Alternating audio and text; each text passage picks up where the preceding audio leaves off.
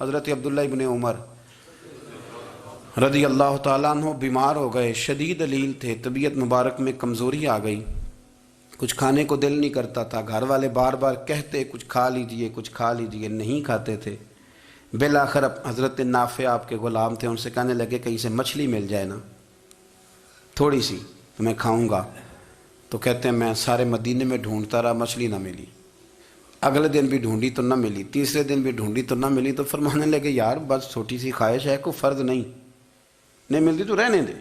کہتے ہیں چوتھے دن مچھلی مل گئی، میں 1.5 دینار کی مچھلی لایا، لا کے حضرت عبداللہ ابن عمر رضی اللہ تعالیٰ عنہ کے سامنے جو مچھلی رکھی تو آپ نے لقمہ روٹی کا توڑا تھا، مچھلی کو لگانے لگے کہ دروازے پہ فقیر نے آ کے آواز دی کچھ کھانے کو دو۔ تو حضرت عبداللہ ابن عمر نے روک لیا اور ہنسے۔ کئی دفعہ دے ہم بھی دیتے ہیں پر ہمارا چہرہ دیکھنے والا ہوتا ہے، اتنے ہم غصے میں ہوتے ہیں، دے دیتے ہیں، لیکن جو تھلوٹیں ہوتی ہیں نا چہرے والی وہ گنی نہیں جاتی۔ ہنسے، فرمایا دیکھو میرا اللہ کتنا کریم ہے، وہ مجھے بچانا چاہتا، اٹھا بار دیا جا کے۔ تو خادم اب حکم کا پابند تھا، وہ لیت اللہ تو کر نہیں سکتا تھا، وہ گیا اور جا کے دے آیا۔ فقیر جب سارے محلے سے آٹا اکٹھا کر لیتے ہیں تو پھر ایک جگہ جا کے بیچتے بھی ہیں۔ دے آیا، وہ 2 گلیاں آگے گزرا تو میں پیچھے دوڑا گیا، میں نے کہا سچ بتا کھانی ہے کہ بیچنی ہے؟ وہ کہنے لگا جو بھی سبب لگ جائے کر جاؤں گا، آپ نے دے جو دی ہے۔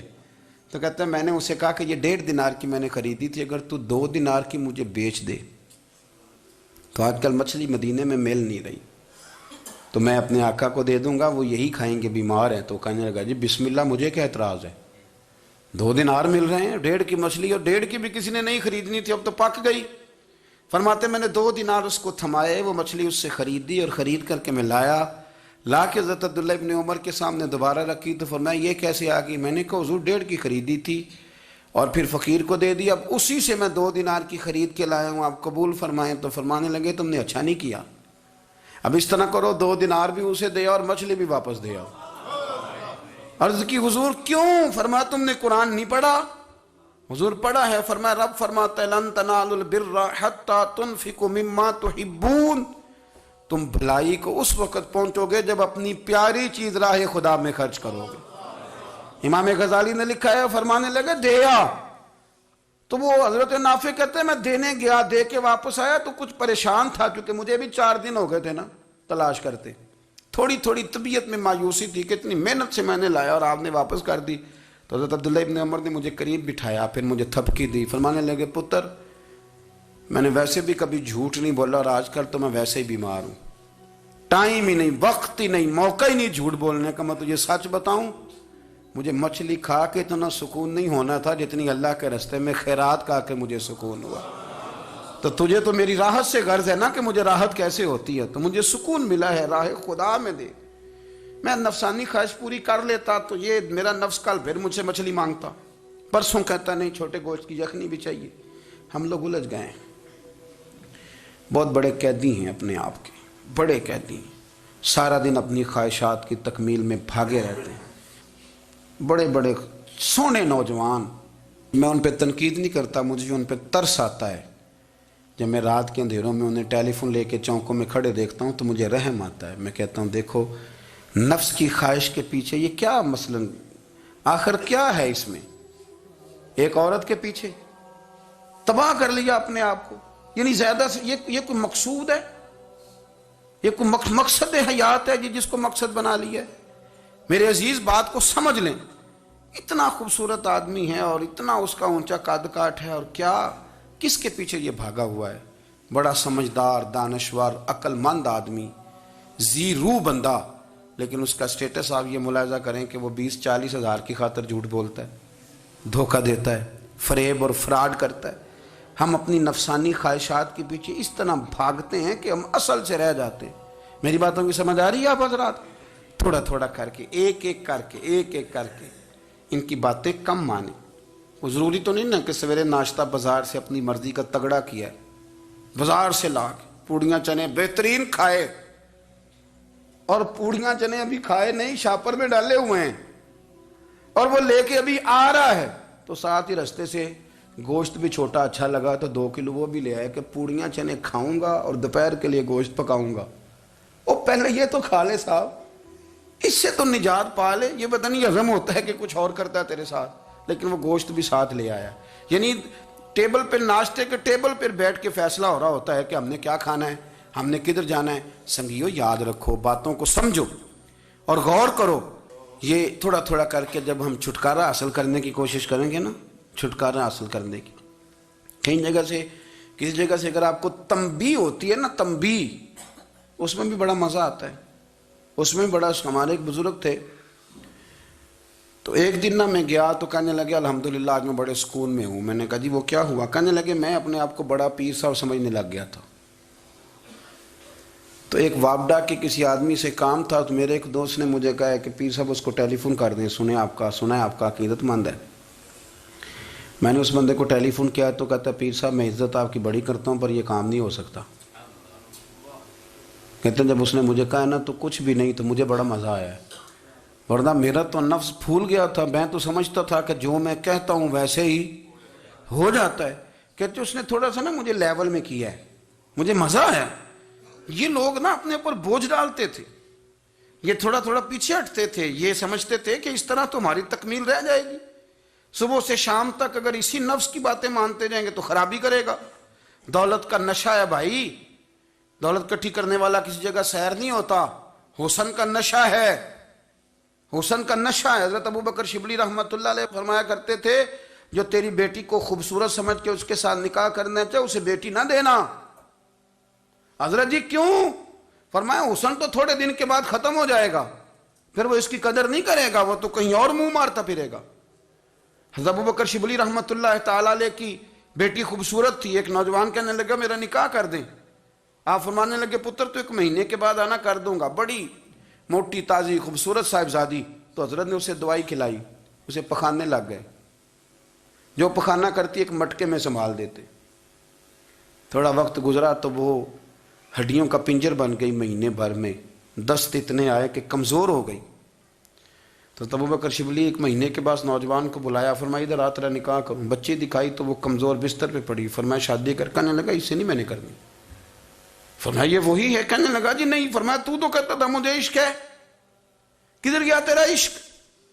کہنے لگا حضرت صاحب آپ کیسی بات کر رہے ہیں؟ فرمایا ادھر آ۔ پھر وہ مٹکا جس میں گند رکھا تھا وہاں لے گئے، فرمانے لگے تیرا اس کے ساتھ عشق تھا، یہ ہے تیرا عشق۔ فرمایا اسے تو میں 4 دن روٹی کھلاؤں گا پھر تندرست ہو جائے گی، لیکن میں دیکھنا چاہتا تھا کہ تو میری بیٹی سے پیار کرتا ہے یا اس کے چہرے پہ آنے والی کچھ وقت کے لیے سرخی سے پیار کرتا ہے، اس لالی سے پیار کرتا ہے جو جوانی کے وقت بچوں اور بچیوں پہ آتی ہے۔ کس چیز کے دل دادا؟ یعنی کیا مطلب؟ نفس کی غلامی، سراسر غلامی، اور پلٹ پلٹ کے اور بڑے بڑے سیانے بندے چھوٹی سی خواہش کے لیے، بڑا سمجھدار آدمی، بڑا سیانا بندہ۔ میں ایک بڑے بزرگ عالم تھے، میں ایک دفعہ ملنے گیا تو پائے پکا رہے تھے، خود پائے پکا رہے تھے، تو وہ بڑے پیار کی بات ہوتی ہے نا جی، تو تامت باندھی ہوئی اور بڑی جناب خستہ حالی، اور وہ پائے پکا رہے ہیں۔ تو میں نے ان سے کہا، میں نے کہا حضرت جی پائے تو کسی اور نے بھی پکا لینے تھے، آپ بخاری لے کے بیٹھتے، چلو میری طرح کا کوئی بندہ آپ سے استفادہ بھی کر لیتا۔ اب پائے آپ لائیں گے، پھر پکائیں گے، پھر آپ کھائیں گے، تو یہ تو 24 گھنٹے آپ کسی کام میں گزر جائیں گے۔ تو یہ ایک چھوٹی سی خواہش کے لیے، میں کسی چیز کو حرام نہیں کہہ رہا، قرآن پاک کی جو آیت پڑھی ہے صرف اس کی تفسیر آپ کے سامنے عرض کر رہا ہوں۔ ہماری خواہشات ماں پالتی ہے، آپ کو نہیں پتا کتنے دکھ سہتی ہے۔ میں ان ماؤں کو جانتا ہوں جو بیٹے کے حصوں کی مار بھی اس کے ابے سے کھاتی ہیں، مار کھاتی ہیں وہ۔ ایک خاتون ہے، ایک کان سے سنتا نہیں، میرے پاس ایک دفعہ آئی، کہنے لگی 60 لگ گئی سی، کوئی دعا کر دیں یا کوئی وظیفہ پر، ڈاکٹر کہتے ہیں ٹھیک نہیں ہو سکتے۔ میں نے کہا باجی صحیح بتاؤ مسئلہ کیا ہے؟ کہنے نہیں کچھ بھی نہیں، مسئلہ کیا ہونا ہے، پتر غلط نکل آیا ہے، اس کا باپ روز مارتا ہے، آج میں آگے گئی ہوں تو اس نے ایک تھپڑ میرے کان پہ مار دیے، تو پردہ پھٹ گیا۔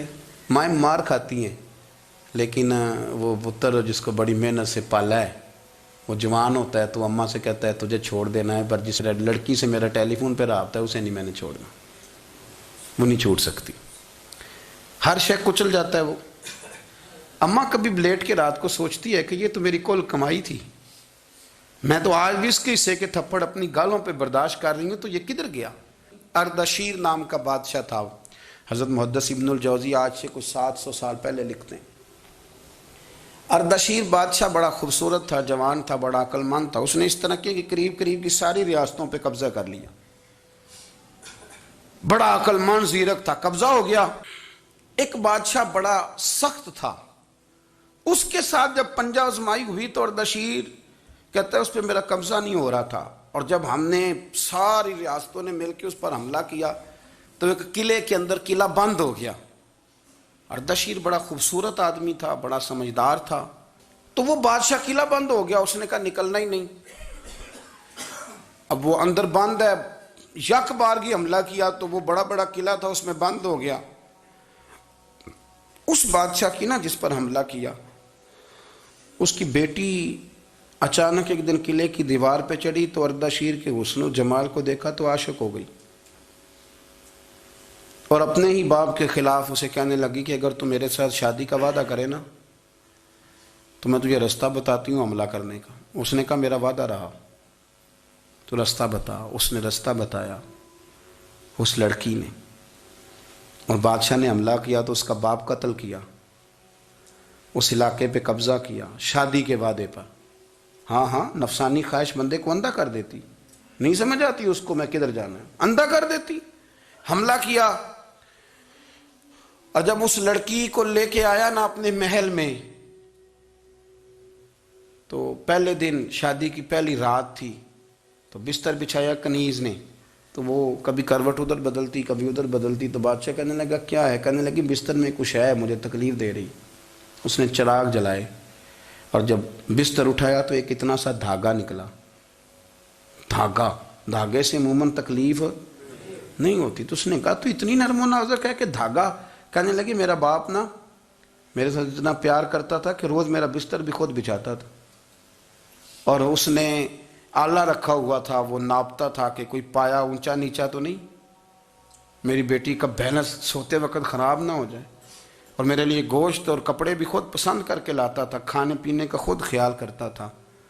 اردشیر کہنے لگا اچھا وہ اتنا پیار کرتا تھا، اور پھر تو نے اس کے ساتھ کیا کیا؟ کہنے لگا بلاؤ کنیزوں کو بلایا، فرمایا اس کو اٹھاؤ اور جلاد کے پاس لے جاؤ، اسے کہو کہ اس کے بال ایک گھوڑے کے ساتھ باندھے، پیر دوسرے گھوڑے کے ساتھ باندھے، اور ایک گھوڑا ادھر بھگا دے، کدھر بھگا دے، یہ جس کے باپ نے اتنا پیار کیا یہ نفس کی اتنی غلام ہے کہ اس کی وفادار نہیں رہی تو میری وفادار کیسے بنے گی؟ اس نے اتنے نازوں سے پالا کہ دھاگا اسے برداشت نہیں۔ او یارو یاد رکھو، اگر نفس کی غلامی کرو اور بڑے بڑے وفاداروں کو چھوڑ کے غلامی کرو تو پھر کہو وفادار مل جائیں، کوئی بول اب لڑا نہ بول بیٹھی ہوں دے خصم ناراض بڑ بولیاں دے، کہاں سر کھائے تے بلبل ٹھنڈ پائے، بڑے فرق نہیں سجنا بولیاں دے، جڑیاں خصماں دی وچ رضا وسن، پاگ جاگ جاندے انہاں گولیاں دے، آپ ادلیاں نو سردار پین تکے تے شرما والیاں نو چوٹے ڈولیاں دے۔ اپنے نفس کے پیچھے چلو گے تو یہ تباہی ہے۔ جب ہم نے کسی سے وفا نہیں کی تو یہ کیا امید ہوئی کہ دنیا ہم سے وفا کرے گی؟ اللہ رسول کی مرضی کے مطابق اصول پسند زندگی بنائیں، ایک ایک کر کے اپنی خواہشات سے پیچھے ہٹیں، تھوڑے پہ گزارا کرنا سیکھیں، اپنے نفس کو سمجھائیں۔ ضروری نہیں کہ روٹی ہر وقت مزے کے لیے کھائی جائے، کبھی کمر سیدھی کرنے کے لیے خشک روٹی بھی کھا کے دیکھو، کبھی سادہ کھانا اس پہ بھی اکتفا کرو، کبھی تھوڑا کھا کے اچھے طریقے سے سادے کمرے میں بھی اللہ کو یاد کر کے دیکھو۔ نفس کے پیچھے نہ بھاگیے گا، تباہی کرے گا۔ رب کریم سمجھنے کی توفیق